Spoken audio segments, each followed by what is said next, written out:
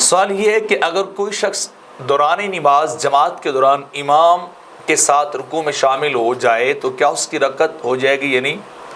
تو جواباً عرض یہ ہے کہ اگر کوئی شخص امام کے ساتھ اتنی حد تک وہ جھک گیا کہ چاہے وہ ایک سیکنڈ کے لیے بھی اس کے ساتھ رکوع میں شامل ہو گیا، یعنی مقتدی جھکے اور اس کے ہاتھ گھٹنوں تک پہنچ جائیں اور ابھی امام جو ہے وہ حالت رکوع میں ہو اور تسبیحات نہ بھی پڑھی ہوں، تو پھر وہ رکوع پا لے گا اور اس کی رکعت مکمل ہو جائے گی۔ لیکن عوام الناس میں بعض لوگ بے شعوری طور پر ایسا کرتے پائے گئے ہیں کہ وہ امام کے ساتھ جا کے سجدے میں شامل ہوتے تو سمجھتے ہمیں رکعت مل گئی، تو ایسا نہیں ہے۔ رکوع میں شامل ہوں گے تو آپ کو رکعت جو ہے وہ ملے گی، آپ کی رکعت پوری ہوگی،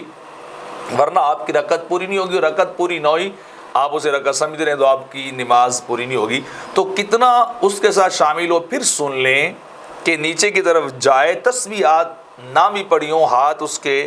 گھٹنوں تک پہنچ جائیں، یا اگر ہاتھ کو پھیلائے تو وہ نیچے چلے جائے اور امام ابھی تک وہیں ہے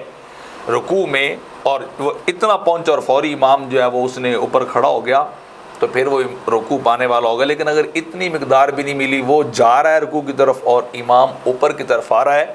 تو پھر اس کو رکعت حاصل نہیں ہوگی۔ اگرچہ وہ سجدے میں شامل ہو جائے گا رکعت میں، لیکن وہ جب سلام امام پھیرے گا تو وہ جو رکوع میں آیا تھا لیکن رکوع کو پا نہیں سکا تھا، وہ رکعت بھی وہ دوبارہ امام کے سلام کے بعد وہ ادا کرے گا۔ اس طرح حلبی کبیر کے اندر بھی اس مسئلے کو بیان کیا گیا ہے کہ وہ کہاں تک ہو، یعنی رکوع کے اندر تو وہ پا سکتا ہے۔ فتاوی شامی کے اندر بھی اسی طرح ہی اس مقدار کو، جس کو میں نے اردو میں بیان کیا ہے، نقل کیا گیا ہے۔